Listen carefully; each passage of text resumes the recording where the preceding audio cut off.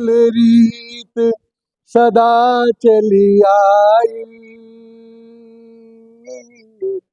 प्राण जाए पर वचन न जाए। राम, सभी बोलो बच्चों, राम सिया राम जय राम, राम सिया राम जय। प्यारे बच्चों, आज का हमारा सुंदर सा कार्यक्रम मर्यादा पुरुषोत्तम श्री राम, बोलो सियापति रामचंद्र की। आजकल हम सभी अपने अपने आसपास के जो एरियाज है वहाँ क्या देख रहे हैं, रात को जाकर रामलीला देख रहे हैं। रामलीला में कल हमने क्या देखा, श्रवण कुमार जो अपने माता पिता को लेकर जा रहे हैं और वो जो है जल पीने के, अपने माता पिता के लिए जल लेने गए। अचानक राजा दशरथ ने समझा कि कोई जानवर है, उन्होंने उनको क्या मार दिया, तीर मार दिया और श्रवण घायल होकर गिर पड़े। जब राजा दशरथ को पता लगा अरे ये तो मैंने गलती से मार दिया, कल देखा ना आपने, और आप माता पिता की सेवा करता हुआ श्रवण कहाँ पहुंच गया, वैकुंठ लोक को। श्रवण के माता पिता ने क्या श्राप दिया राजा दशरथ को, कौन बताएगा।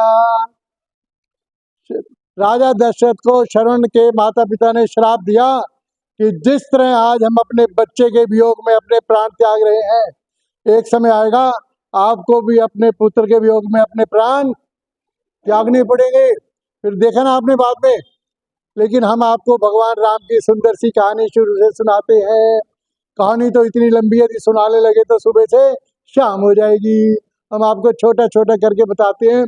जब राम और लक्ष्मण गुरु ग्रह से अस्त्र शस्त्र की विद्या प्राप्त करके वापस पहुंचे तो उन्होंने क्या देखा, उन्होंने देखा कि उनके राज दरबार में गुरु उनके विश्वामित्र आए।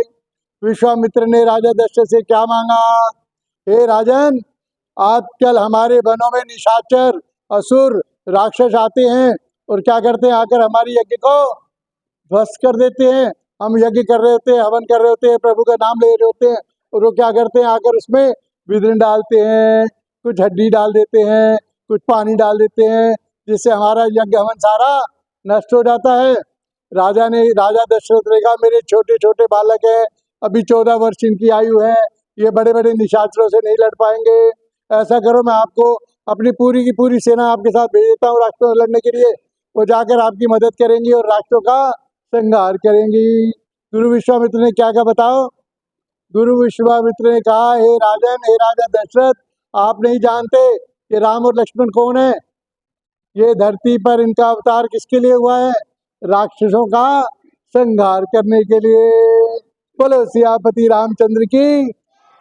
प्यारे बच्चों, हम सभी ने देखा गुरु विश्वामित्र के साथ राजा राम और लक्ष्मण गए, बालक राम, अभी राजा नहीं बने, अभी तो बालक है, बालक राम और लक्ष्मण गए। उन्होंने उनके पास, उनके कंधे पर क्या है, धनुष बाण। उनके कंधे पर क्या है, ये देखा आपने, भगवान राम का चित्र लगा हुआ है, इनके कंधे पर क्या है, धनुष बाण से हमेशा वो अपने आप को सुसज्जित रखते थे। महान वीर और महान योद्धा रहे वो भगवान राम। हम सभी ने देखा राजा श्री भगवान राम और लक्ष्मण बालक रूप में गुरु विश्वामित्र के साथ वन में गए और वहां पर जाकर उन्होंने कौन कौन से राक्षसों को मारा, कौन बताएगा। ताड़का का नाम देखते हैं ना, बड़ी सी राक्षस दिखाते हैं टीवी पर, कई बार आता है, वो अनेकों रूप धारण करके बहुत बड़े बड़े रूप बना लेती है और वो सबसे भयानक राक्षसी थी उसमें सारे एरिया में।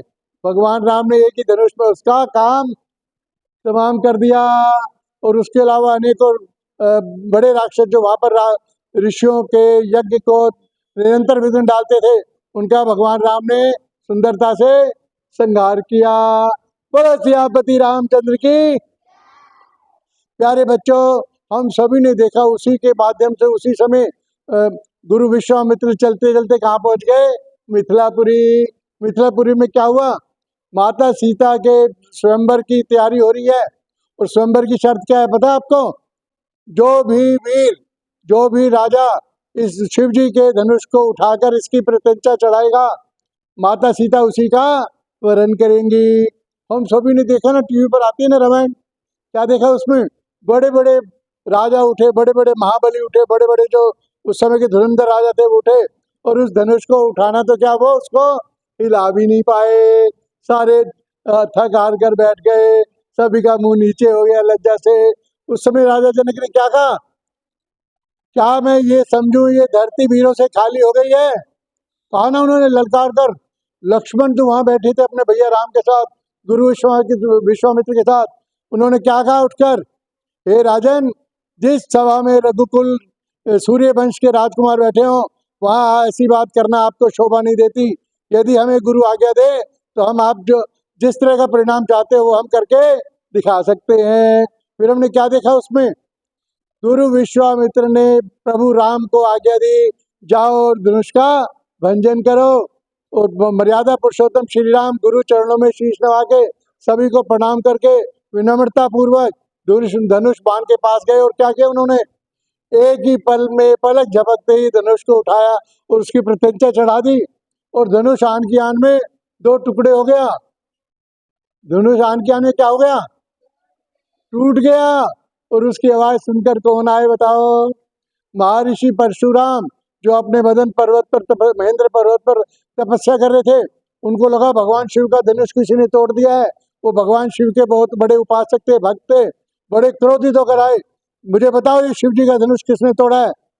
और सभी जो है गर्दन नीचे करके बैठ गए। सभी को पता था कि परशुराम कैसे हैं, बहुत क्रोधी स्वभाव के, और वो उनको गुस्सा आ गया तो क्या कर देंगे, वो मार डालेंगे।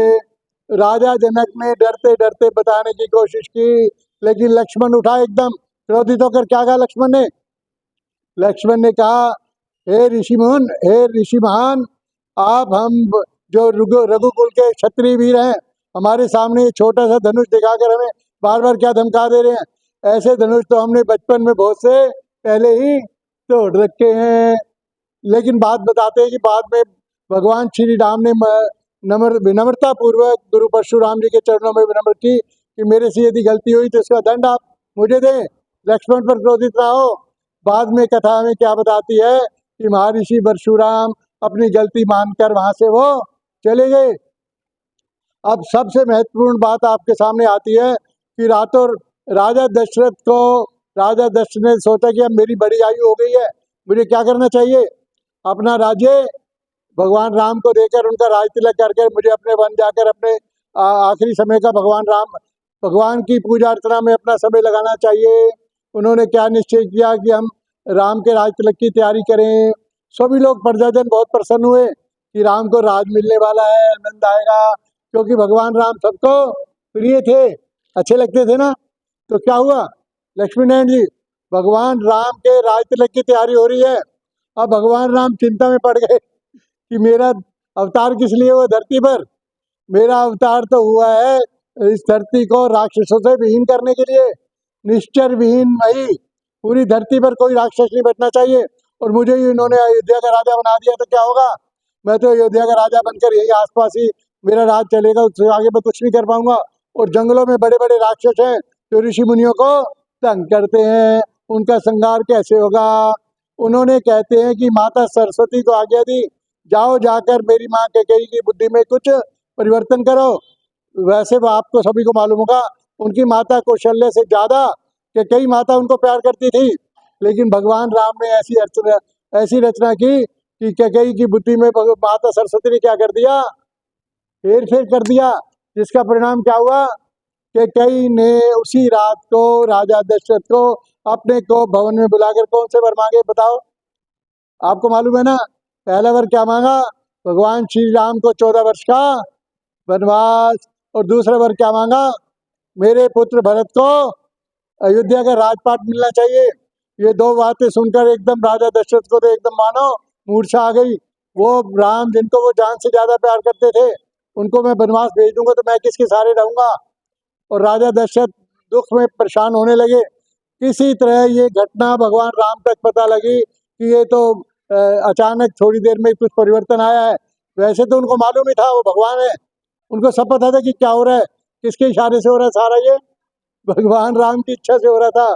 लेकिन उन्होंने पूछा कि क्या बात है पिताजी, आप क्यों परेशान हो? उन्होंने कहा आपके लिए वनवास की आज्ञा मांग रही है आपकी माँ, और भरत के लिए राज मांग रही है। भगवान राम प्रफुल्लित हो उठे। क्या कहा उन्होंने, आदरणीय मेरे पिताजी, ये तो आपने मेरे लिए मनोनुकूल सारा कार्य आज्ञा दी है, जंगल जाकर मैं अनेकों ऋषि मुनियों से मिलूंगा, अनेकों तरह के साधु संतों का समागम मिलेगा। और अयोध्या का तो छोटा सा राज्य है, लेकिन जंगल कितने विशाल हैं। वहां जाकर मैं प्रकृति के साथ क्या करूंगा, समन्वय करूंगा, प्रकृति की पूजा करूंगा, उपासना करूंगा। और वो हंसते हंसते भगवान राम अपने धनुष बाण लेकर किधर चलने लगे, जंगलों की ओर।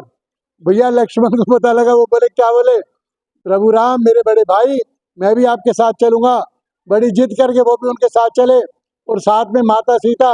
किसी को पता है माता सीता को वनवास हुआ था? नहीं हुआ ना। लेकिन माता सीता ने क्या कहा, उन्होंने कहा नारी की मर्यादा होती है, जहाँ मेरे पति रहेंगे यदि वो सुखी हैं तो मैं उनके साथ हूँ, यदि उनको कोई परेशानी है तो भी मैं उनके साथ चलूंगी। माता सीता ने और भैया लक्ष्मण ने हठ पूर्वक भगवान राम के साथ कहाँ जाना स्वीकार किया, वनों की ओर। उसका क्या परिणाम हुआ, आप सभी ने क्या देखा? तीनों जब वन की ओर चले तो वहां पर क्या, आपको पता है, जिस समय भरत को पता लगा कि मेरे भाई को वनवास हुआ है, तो उन्होंने क्या किया, भैया भरत उसी समय सारे मंत्रियों उनको लेकर कहाँ चल दिए, जंगल की ओर। जाता हूँ और भगवान राम को मैं वहां से मना कर लाता हूँ। और वहां पर उन्होंने पूरी कोशिश की, सभी तरह की कसमें दी कि हे प्रभु, हे मेरे बड़े भाई, मेरा अनुरोध स्वीकार करो और कहाँ चलो, वापिस अपने अयोध्या का राज संभालो। लेकिन आपने क्या देखा वहां पर, क्या कहा भगवान राम ने, रघुकुल रीत सदा चली आई, प्राण जाए पर वचन न जाई। भगवान राम ने कहा जो मेरे पिता का वचन है उसको मैं अपनी जान देकर भी पूरा करूंगा। उस समय फिर भरत ने भगवान राम के खड़ाऊ लेकर अयोध्या आकर उन खड़ाऊ को अपने सिंहासन पर बिठाकर उनकी आज्ञा पालन करते हुए अयोध्या का राजकाज करना स्वीकार किया। हम सभी ने देखा भगवान राम के साथ फिर कौन मिले वनों में, हनुमान जी। हनुमान जी उनके कौन है, बहुत बड़े सेवक है। हनुमान जी उनको अपने कंधों पर बिठाकर कहाँ लेकर गए, राजा सुग्रीव के पास। कहानी बहुत लंबी हो जाएगी, लेकिन मैं इसको आपको छोटे में करके बताऊंगा। माता सीता का रावण ने छल पूर्वक अपहरण किया। आपको पता है ना, साधु वेश में आए, मुझे बाहर आकर भिक्षा तो माता सीता ने क्या कहा, मैं ये रेखा को लांग कर नहीं आ सकती। लेकिन रावण ने क्या कहा, मैं साधु बनकर, मैं साधु हूँ, यदि मुझे आपने अप्रसन्न कर दिया तो सारे तुम्हारे पुण्य खत्म हो जाएंगे। माता सीता ने साधु के वेश का आदर करते हुए उस रेखा से बाहर आकर उनको भिक्षा प्रदान की। लेकिन कौन था वो साधु वेश में, रावण था। रावण ने क्या किया, जबरदस्ती उनको उठाकर अपने पुष्पक विमान में लंका की ओर ले चला। अब शुरू होता है हनुमान जी का रोल, बहुत छोटे करके मैं बता रहा हूँ आपको। हनुमान जी अपने वानर साथियों के साथ, जामवंश के साथ सीता माता की खोज करते हुए कहाँ पहुंच गए, समुद्र के तट पर। समुद्र के तट पर उन्होंने क्या देखा, जामवंश जो उनमें से एक गिद्ध था उनमें, वहां पर जो उसने दूर से देखा कि सीता माता बहुत दूर लंका के एक वन क्षेत्र में कहाँ बैठी हुई है, नीचे मुंह करके ऐसे बैठी हुई है। अब प्रश्न पैदा हुआ कि इतने बड़े समुद्र को कौन लांगेगा, इतना विराट समुद्र होता है, देखे ना आपने समुद्र कभी, एक तो तालाब होता है, एक नदी होती है, समुद्र तो इतना विशाल होता है कि उसकी कोई पार नहीं पा सकता, इतना विशाल होता है। सभी चिंतित होकर बैठ गए, अब समुद्र के पार हम कैसे जाएंगे। बता सकते हैं कौन गया समुद्र के पार उस समय, हनुमान जी। बोलो बजरंग बली की।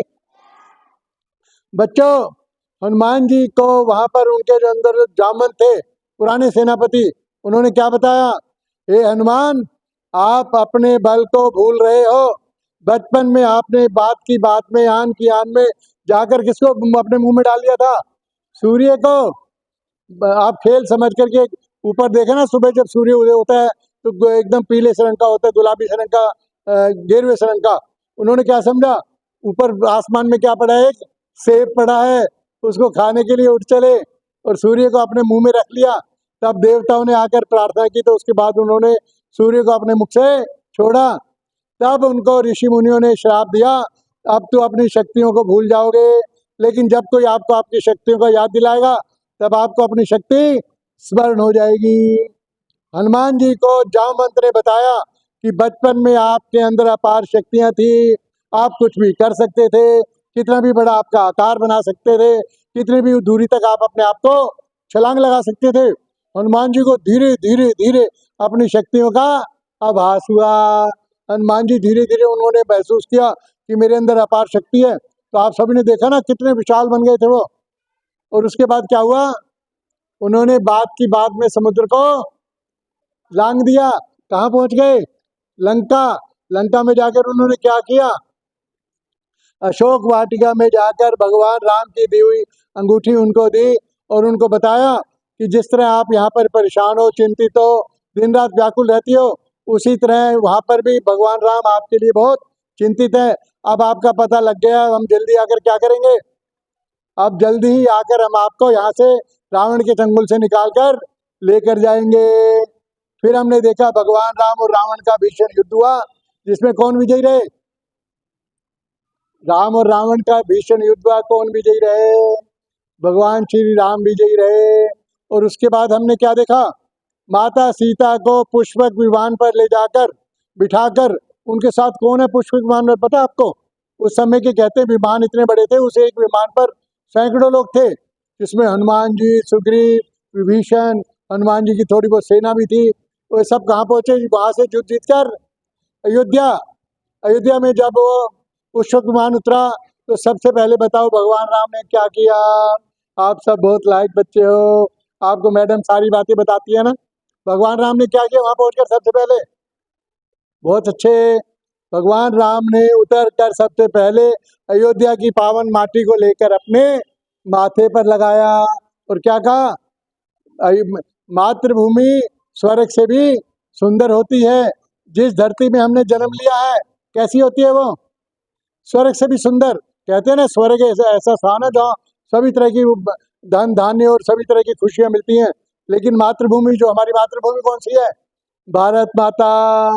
भारत माता हमारी कैसी है, स्वर्ग से भी सुंदर। प्रभु राम ने अपनी पवित्र माटी को अपने माथे पर लगाया। अच्छा, एक और मजेदार बात बताओ प्यारे प्यारे बच्चों, भगवान राम ने सबसे पहले किसको प्रणाम किया उतर कर, बताओ? उनकी 3 माताएं थी, कौशल्या, सुमित्रा, कैकेयी। भगवान राम ने सबसे पहले किसको प्रणाम किया, कैकेयी को। सभी हैरान रह गए कि कैकेयी माता ने तो इनको जंगल जाने का वरदान बो दिया था, वर मांगा था, भरत के लिए राज मांगा था, इन्होंने उन्हीं को ही प्रणाम किया। लेकिन भगवान राम जानते थे कि माता कैकेयी ने ये सब किसके लिए किया था, भगवान राम की मर्यादा को, उनके जो अवतार लेने का जो कारण था उसको पूरा करने के लिए। कैकेयी ने भगवान राम की बात को मानकर पूरा अपयश अपने ऊपर लिया, सभी की बुराई ली कि भाई कैकेयी वो ऐसी माता है, अच्छी नहीं है, गंदी है, सभी लोग कैकेयी से घृणा करने लगे। लेकिन किसकी आज्ञा थी इसके पीछे, भगवान राम की, मर्यादा पुरुषोत्तम श्री राम की। उसके बाद भगवान राम ने आकर जब अयोध्या के राजकाज को संभाला, उसको हम क्या, कौन से दिल के लिए मनाते हैं, कौन सा दिन मनाते हैं जब वो भगवान राम अपने घर आए थे, बताओ बताओ बताओ? दिवाली, जोरदार तालियां। बच्चों अब जल्दी दिवाली आने वाली है, 2 अक्टूबर को हम दशहरा मनाएंगे। रावण का क्या करेंगे, भगवान राम अपने तीर से जला देंगे, वध कर देंगे। और उसके बाद अयोध्या में क्या करना है, उन्होंने सभी ने दीपक जलाकर भगवान राम का स्वागत करना है। हम सभी भी स्वागत करेंगे ना भगवान राम का। भगवान राम जैसे वीर बनेंगे हम सभी, हनुमान जी जैसे भक्त बनेंगे हम सभी। बोलो, फिर मेरे साथ मिलकर बोलेंगे, बोलो सियापति रामचंद्र की, बजरंग बली की।